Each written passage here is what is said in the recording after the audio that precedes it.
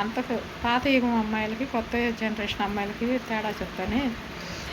పాత యుగం అమ్మాయిలు పొద్దున్నే లేచి చక్కగా ఇంటిని చక్కబెట్టుకొని అమ్మ నాన్నలను గౌరవించుకొని పెద్దల్ని గౌరవించి చక్కగా పద్ధతిగా ఉండేవాళ్ళు. ఎలా ఉండేవాళ్ళు?